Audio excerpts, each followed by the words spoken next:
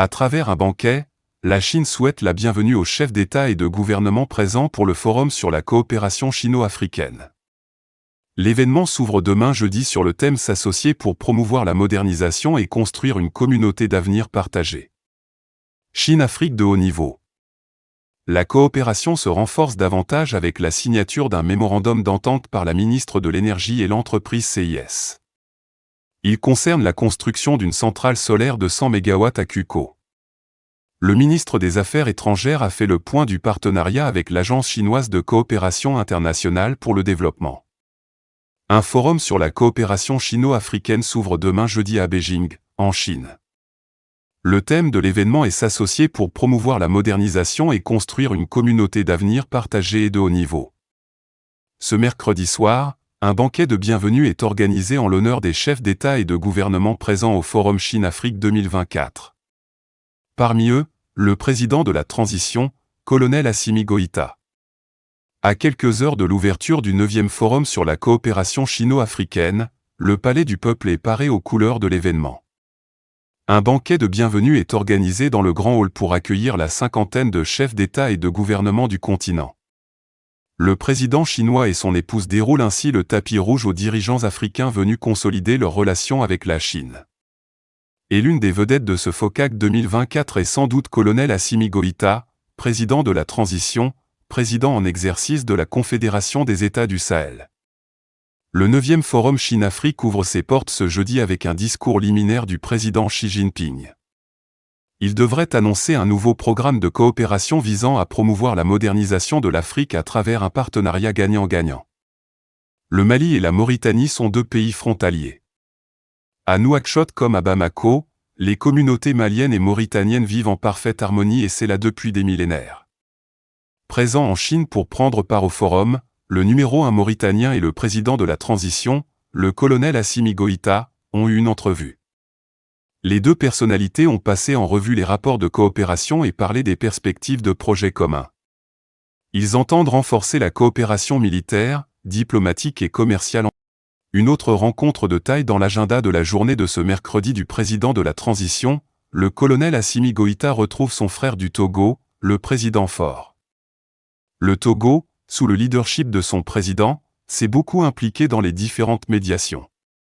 Lomé et Bamako ont une convergence de vues approfondies sur les questions d'intérêt commun d'ordre bilatéral et régional. Durant leur entretien, les deux présidents se sont montrés très ouverts et favorables au bon maintien des relations de fraternité et d'excellente amitié entre les deux pays. Faustin Archange Touadéra, président de la République centrafricaine, a bouclé cette série d'audiences du président de la transition. Les deux hommes d'État ont passé en revue les points de collaboration futurs entre les deux nations. Tout comme le colonel Assimi Goïta, le président Touadéra est venu prendre part au Forum 2024. Le pays dispose de nombreuses ressources naturelles, notamment l'uranium, l'or, les diamants, le bois et le pétrole. À travers ces échanges, Bangui et Bamako vont certainement renforcer les relations d'amitié déjà existantes.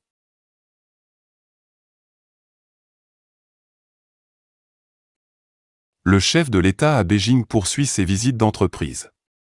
Dans le souci d'offrir des infrastructures modernes et fiables, le président de la transition a fait un tour aujourd'hui dans les locaux de la China Railway. ING Corporation, l'entreprise chinoise de travaux publics, a une expertise de 40 ans. Elle est la plus grande entreprise chinoise de construction ferroviaire avec ses 31 filiales. La question des infrastructures routières de transport et d'électricité figure parmi les priorités des autorités de la transition. C'est à ce titre que le colonel Assimi Goïta a instruit la réalisation de différents chantiers à travers le pays. Le dernier en date est le lancement à Bamako de la RN 27 pour un coût de réalisation de plus de 33 milliards de francs CFA. La liste n'est pas exhaustive car la même volonté prédomine aussi dans les régions. Et pourtant, le président de la transition ne veut pas s'arrêter en si bon chemin.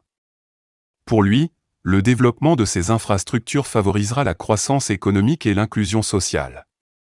D'où sa visite ce mercredi matin à Beijing, en Chine, au siège du groupe China Railway Engineering Corporation.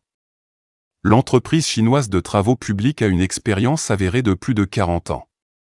Elle est plus connue au Mali à travers l'une de ses filiales, qui n'est autre que la COV, source de richesse, d'égalité et de bien-être. Les infrastructures modernes revêtent une importance cruciale pour toute nation, a fortiori pour les pays en développement. Une visite guidée des locaux de l'entreprise a permis au chef de l'État et à sa délégation de mieux s'imprégner de sa méthode, de son histoire et de ses ambitions.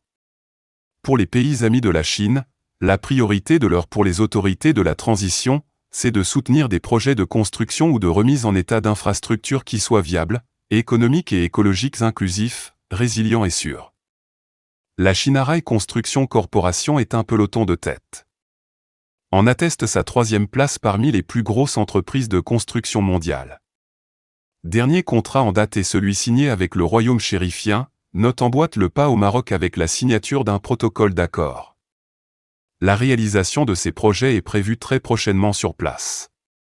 D'autres ont inspiré le chef de l'État, tels que la salle de maquette qui présente une ville moderne où toutes les commodités inhérentes à notre harmonie sont prises en compte.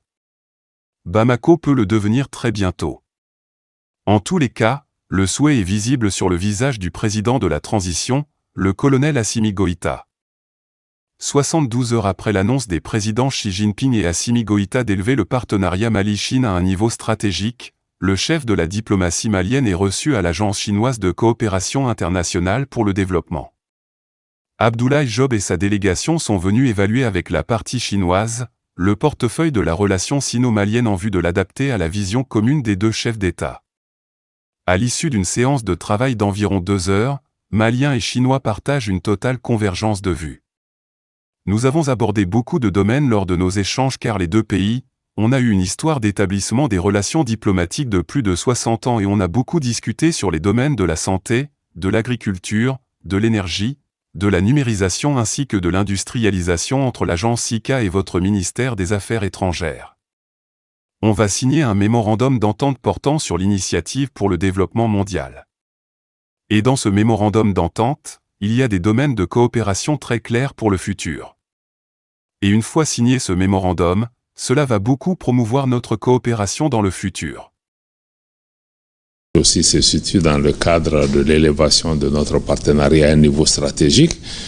Il est important que ceci puisse se refléter aussi dans le résultat de nos travaux et puis dans la cadence d'avancement des différents échanges.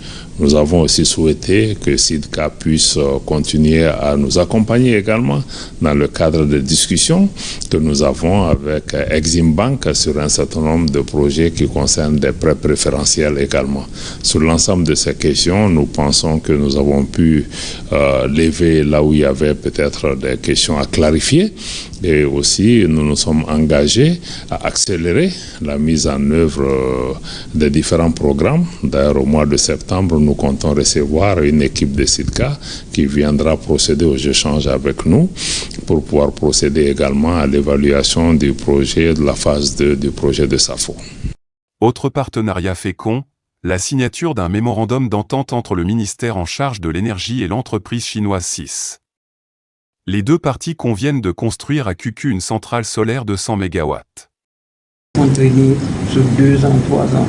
Donc pour éviter cela, résoudre cela, il y a des points focaux. Souvent même des commissions sont mises en place pour pouvoir rassembler tous les documents qu'il faut. Le partenariat stratégique Mali-Chine en perspective prend déjà corps avec une série de mémorandums d'entente signés en marge de la visite du président de la transition à Beijing.